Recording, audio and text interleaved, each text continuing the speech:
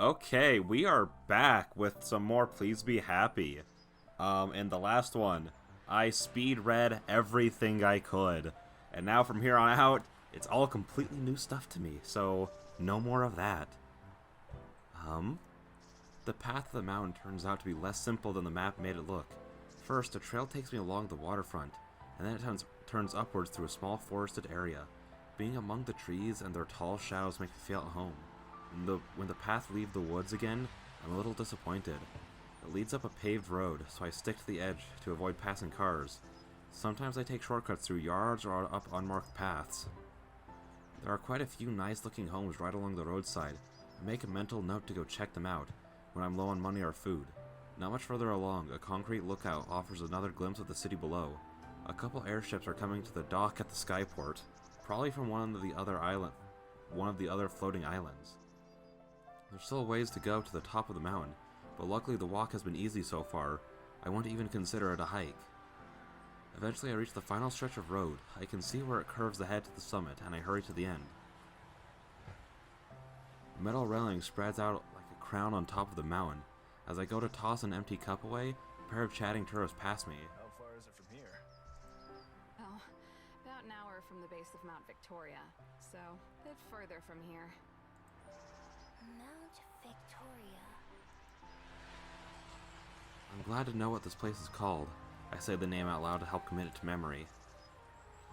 Standing at the edge, I'm treated to a wonderful view of Wellington. The city forms a crescent moon shape around the bay, which glitters like a sapphire from up here.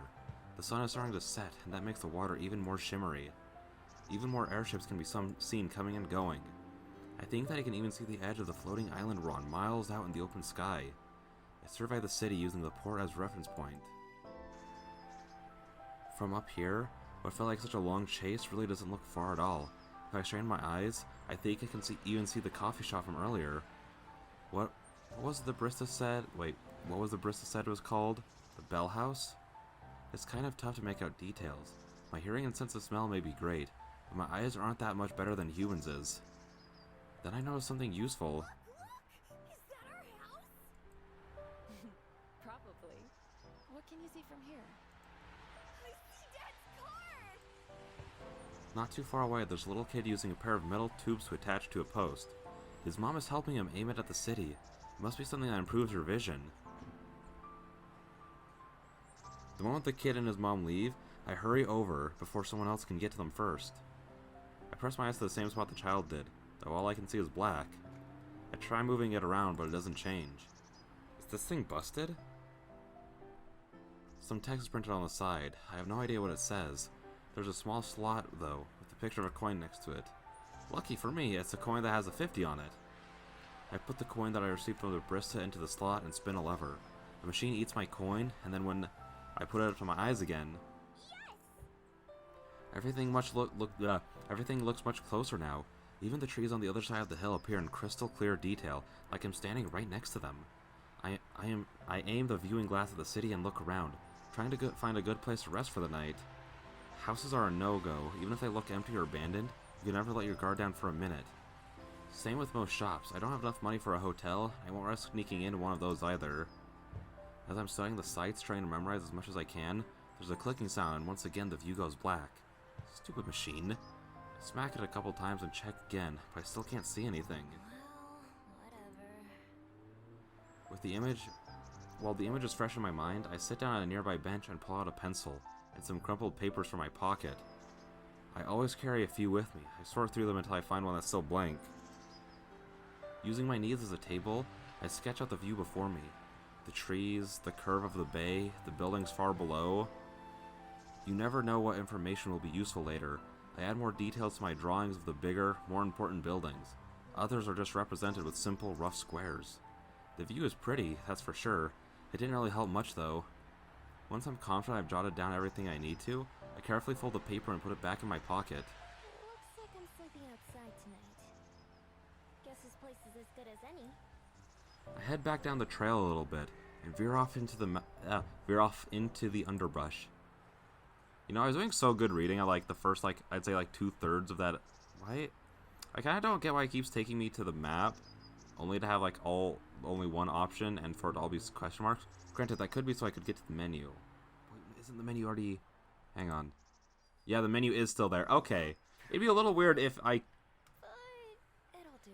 It'd be a little weird if like the menu was unselectable, like when you're like not on the map. But yeah. So the sunset. Oh gosh, darn it! Why is this game so pretty? When wait. Oh no, I bought a different game the other day. I forgot what it was. I think it was called like Dark Deity. Also, if my voice sounded a little weird there, it's because I turned my head away from the mic because I needed to scritch my head in a weird way. And that had an art book. But dude, when I'm opening Steam right now so I can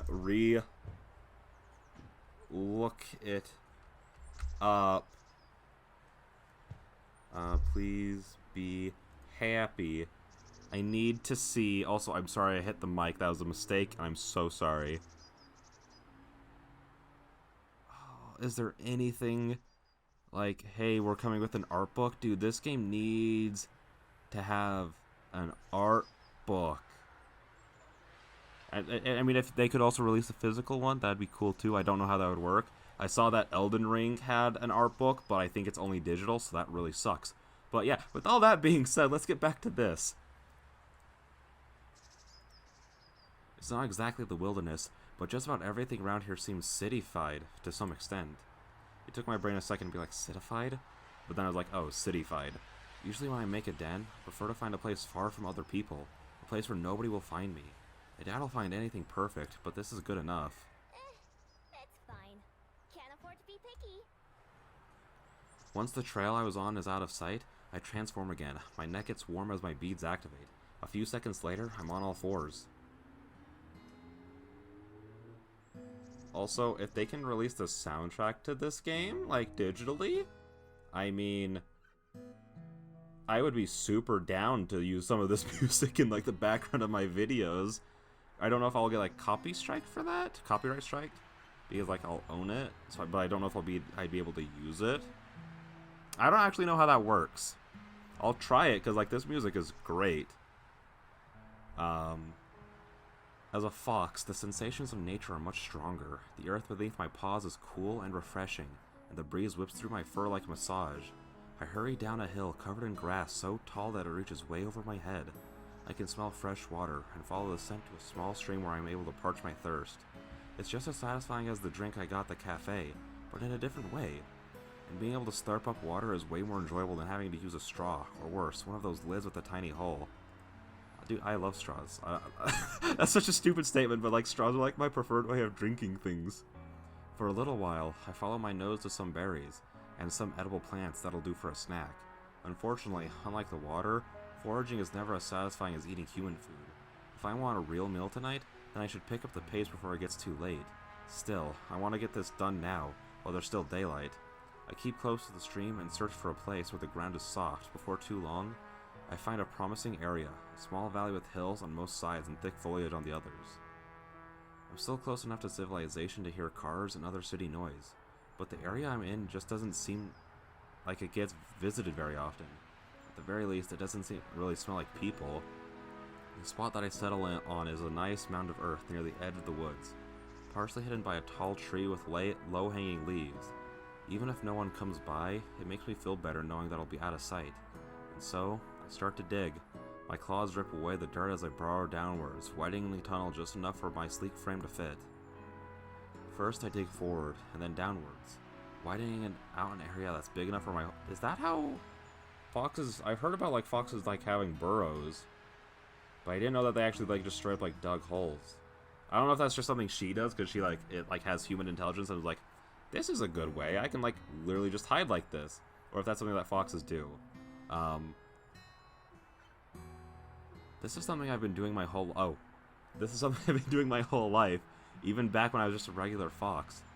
I think that's why I don't mind it too much, compared to sleeping inside somewhere. It just feels right to me. It takes a little while, and by the time I'm finished, the first few stars have started to peek out from the sky. I shake myself clean of the dirt that sticks to my coat, then transform back into my human form. Why? Spread this here. Oh. A couple of branches here. Some leaves there. I walk around the valley a bit, checking from different angles. Not bad for just an afternoon's work. If you weren't looking for it, I don't think you'd ever notice anything out of place. All that digging has made me work up an appetite. Not the kind that'll be satisfied with just a few berries. I'm so hungry. I haven't had a real meal since yesterday. My stomach rumbles painfully. I've been so busy since arriving here in Wellington that I kind of forgot just how hungry I was. I'll grab some human food back in town. Casting one last glance at my afternoon's work, I set off towards the city. Work never ends. Time to get some food. I'm a bit disappointed when I finally get back to the busy street from before. I was hoping that it would be emptier now, and all the stores would be closed. Turns out I was half right. A lot of shops have gone dark for the evening, but there are just as many people walking around now as there were earlier. In fact, there might even be more. The patio of a restaurant has a bunch of tables full. A mermaid is sitting in the fountain I sat by earlier, chatting with the Cyclops. Wait, what? What?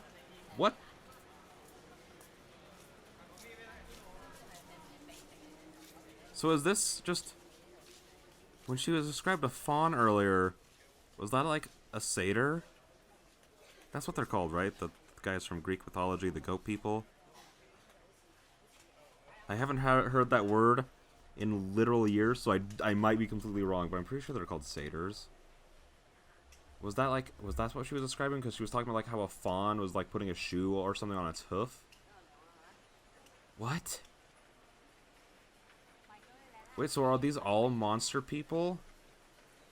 But then, well, I guess she's not even really worried about like. That's why no one like questions her ears. Is because also that's really weird hearing the audio loop like that. They probably didn't expect anyone to just like sit here on this page just talking while not reading any of their stuff. Like that's why like no one was like, yo, you got some weird freaking ears, dude. It's because they're all like monster people. And outside of that one girl who had like the weird hair things, we haven't really seen anybody.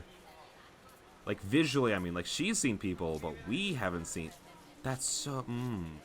Even the cafe that I visit is crowded now, with a line almost out the door. After pacing up and down the road for a while, I sit down and try to figure out what to do next. I'm not too worried about what would happen if I got caught stealing. I'd just escape, obviously. And even if they catch me somehow, even if they somehow manage to catch me, it wouldn't be an issue for very long. See, there's something different about me that makes me extra good at being a thief. It's not just the skills I've practiced over the years, like picking locks and sneaking around.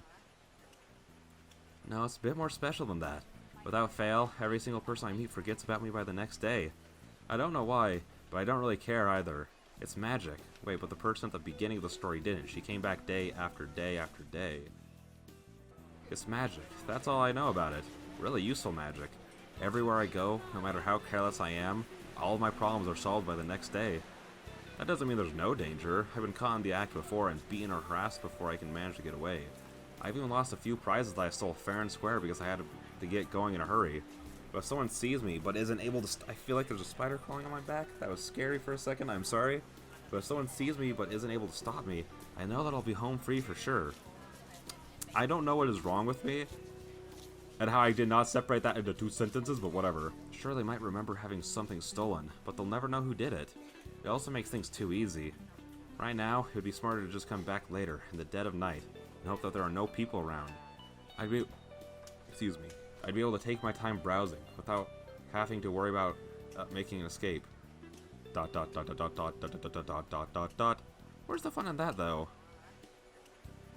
I walk casually up and down the street, glancing into the windows without being too obvious about it. Some stores still have customers inside, others still have locked doors and shut off the lights. Most of the restaurants are still open and are making me hungrier. Stealing from restaurants is a bit much even for me, though. I've tried it before, but the cluttered kitchens as well as the tables and chairs make it hard to get around. Plus, I've learned that the hard way that there are plenty of hot or sharp things for angry cooks to throw at you as you try to make your way out. Instead, packaged and pre-made foods are my best friends. Things that I can grab multiples of at once and stuff into my pockets. If I'm really lucky... I had a panic attack. I looked over and saw like there was like a little blank space in the audio and was like, oh no, it's not recording me. But then I was like, oh, that's just where I took a pause. If I'm really lucky, I'll find a place with refrigerated sandwiches or salads, or sometimes perfectly good hot food that gets thrown out. You wouldn't believe the kind of stuff that's available if you don't mind sifting through the trash a little bit. It's not perfect, of course, but a hot meal is a hot meal. I know plenty of foxes who have eaten much worse. Target spotted. It's perfect. A small convenience store, snacks lined up behind the front window. Even better, the stores on either side of it are closed too, so there's not too many people in the area. Locked, huh? Not Well, surprising. yeah, would you think it would be unlocked, you nerd? I head down a nearby alley and find the back door, which is probably where they bring in new products. The alleyway is dark to begin with, and my dark clothes help me hide even better. I glance around the alley, glad like always for my excellent night vision. Nobody's watching. Nobody's even around. I pull my hood up over my ears and tuck my tail between my legs, leaning against the sturdy door. Anyone not looking closely? I'm sure I appear to be nothing more than a shadow. I dig around my pockets until I find my trusty lockpick, and then set to work on the door. It isn't a complicated lock at all, just a regular keyhole. With a click, the latch springs open just a few short moments later. Bingo. Huh? I try to tug the door towards me, but there's a chain on the inside that keeps it from opening very wide. There's no way a human could fit through that gap, but it would be easy for a fox. First, I slink away for a bit, idling on the nearby street, just like a regular pedestrian. I wait to see if anyone shows up just in case I triggered a silent security system. After about 10 minutes, I decide it's safe. I transform under the cover of darkness in the alley. Wait, why does... Oh wait, hang on, I just had a realization. If this is a world of, like, monsters and stuff... Because I made a joke, like, in the last episode, like, when she turned into a fox when she was running away from people. That, like, the guard yelled, "Oh, that's got to be her." And I made a joke like, yeah, it's definitely the fox. But, like... In a world of monsters, the fox could totally be the person. I don't know the rules of this universe yet, so I don't know if that's a thing that they're used to or not. But yeah, that actually, that makes sense. I transform under the cover of darkness in the alley and slip into the building before transforming back. The shop isn't very big. The shaving area is just a small hallway with a few boxes of soda and candy bars on the floor. I grab a couple of my favorites and shove them into my pockets. When I creep into the main area, I make sure to stay low to the ground, trying to avoid being seen from outside. It's not exactly hidden, but as long as I don't stand up, I shouldn't attract anyone's attention. I move fast, cramming as much into my coat as I can. Cookies, protein bars, popcorn. I'm not very picky. When my coat starts to feel pretty heavy, I grab a plastic bag from behind the counter and transfer some of my loot into there. I also take a few bottles of water and sports drinks from the coolers. Just as I'm about to leave, I spot a few of those covered plastic-wrapped sandwiches that I was thinking about earlier. Jackpot. I fill my bag with sandwiches until it's almost overflowing, and then I head back out the way I came in. In total, I was in and out in under 5 minutes, and I've got enough supplies to last me several days. When I step into the alley, I glance around in both directions, making sure no one saw me emerge from the store. I don't see anyone, but then my neck prickles as if someone is watching me. I sniff the air, but I don't notice anything out of the ordinary. Nothing that wasn't there before. Still. Suddenly there's a flap of wings, and a bat flutters past me from out of the shadows. It goes right over my head and disappears from sight up the street. Oh, that's it? I let out a breath I'd been holding and start making my way back towards the mountain where I made my den. I let the bag swing from my arms as I walk, whistling a song I heard earlier. I'm not able to keep a smile off my face. All in all, not a bad first day. I've got a nice nest, food to spare, and plenty of places to explore tomorrow. There have been plenty of days in my life where I had none of these things. I unwrap one of the sandwiches that I grabbed and take a big bite. Nothing beats the taste of hard work. I hope Wellington continues to treat me well while I'm here. So tired. I'm gonna sleep so well tonight. I unpack everything that I got from the store, as well as the treasures that I always carry with me. My lockpick, my wallet, a few pretty stones. The only thing that I leave in my jacket is a small scroll. Can't get that damaged or dirty. I change back into a fox and then dig another hole near the entrance to my den. This one is much simpler and shallower. I bury some of my snacks that I stole before covering them back up with dirt. Not like white things, but Who- better safe than Who is the sorry. voice actress for Miho? I need to know. Miho. Wait, I'm putting that into the wrong thing. Don't ask me how I was putting it into the wrong thing. I just was. Miho. Please be. Ah, I accidentally bumped my microphone. I have a terrible knack of doing that. Miho. Wait, this is. Oh! This is on Yuri Wiki. I didn't know that this was Yuri, but that. Oh. There's literally a picture of her of kissing a girl. Hey, nice.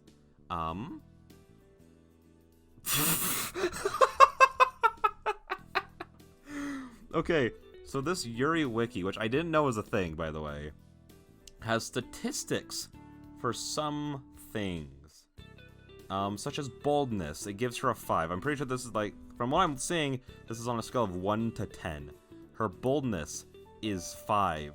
Her commitment is 6 to 9. Her relationship status is dating. Her lewdness is 6, which I mean, I guess. I don't know. Literally, the little picture I'm looking at is like, you can kind of see the outline of boob. She's showing off shoulder and her midriff. So I guess 6 would be, because I feel like 5, what would 5 even be at that point then? Just like, I don't know.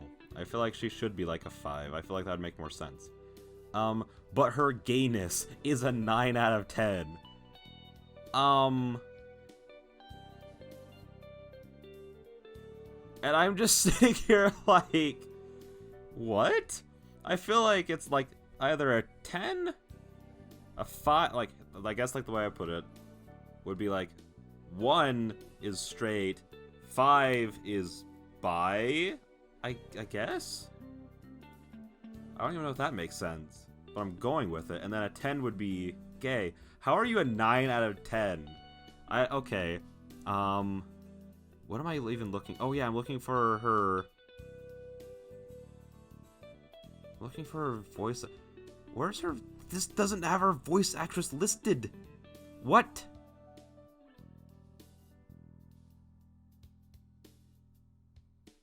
That's what I was looking for.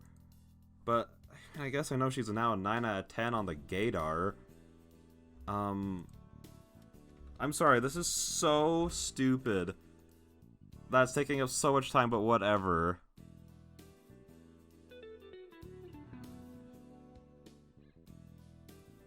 Please be happy. Studio Elon. Alright, that's probably not how you pronounce that at all, because it has a little accent mark, but I don't know how to pronounce that. Our titles. Bro, Bro, oh, there's like a full... Wait, without a voice? First Snow. What is the bell? Oh, they have like a couple of these. Heart of the Woods.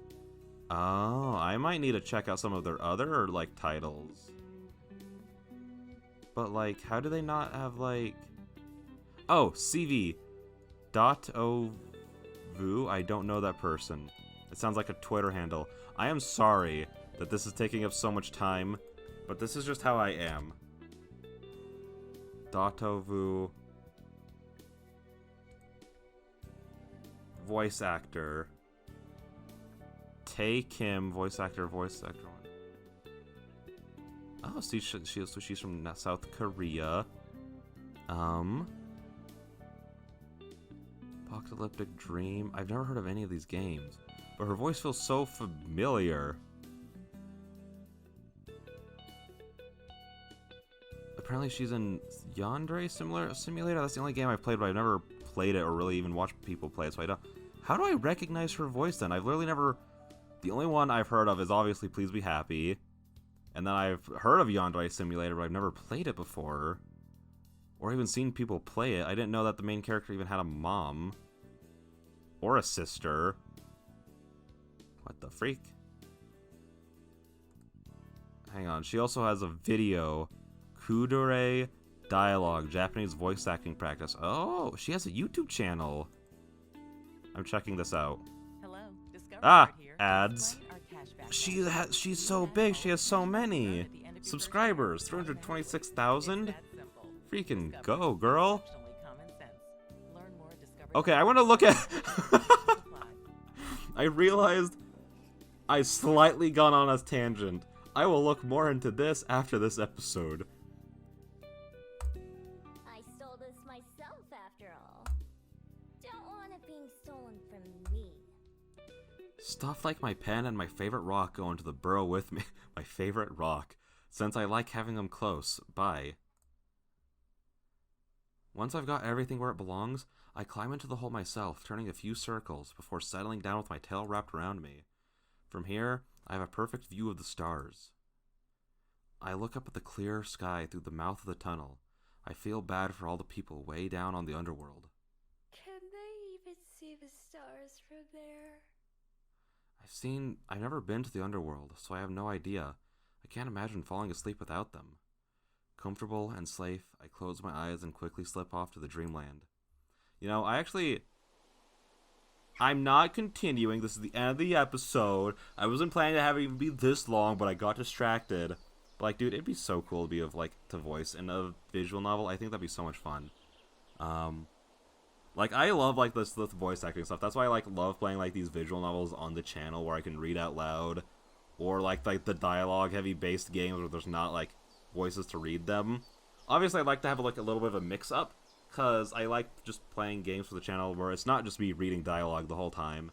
But I also like this because I just like doing the voices. That's why I consider my entire second channel, which I should really start putting in the description of these videos and probably on my about section. It's called Deep Voice Boy Books. Consider that my auditions. And the entire Fate Stay Night series. Maybe I shouldn't do that, because some of the voices I'm not consistent with. But whatever. Dude, yeah, it'd be so cool. And it looks like... all of these, voice... Anne Chloe Murray, Shara Kirby.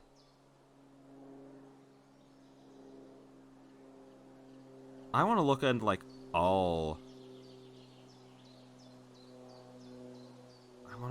I want to see, oh, there's a Please Be Happy press kit. I'm so sorry that I'm doing all... Whoa, whoa, whoa, whoa, what is this? It's a Google Drive? Born as a Fox, Best to Be Milan. Team and collaborators.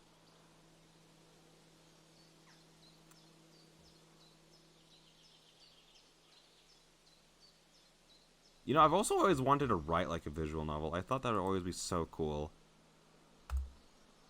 But I mean, hey, now I have their contact information, so maybe I could send them one, because I'm like, dude, I love your games. This is making a lot of assumptions, by the way. I don't know how any of this works. I just, why else would they have, their contact information there? But I should end the episode. I should end the episode right now. I don't know why I got so distracted at, the minute 20 mark when I was so on focus for the rest of it. Sorry about that. Yeah, with that all being said, I'll see you guys in the next one. Bye-bye.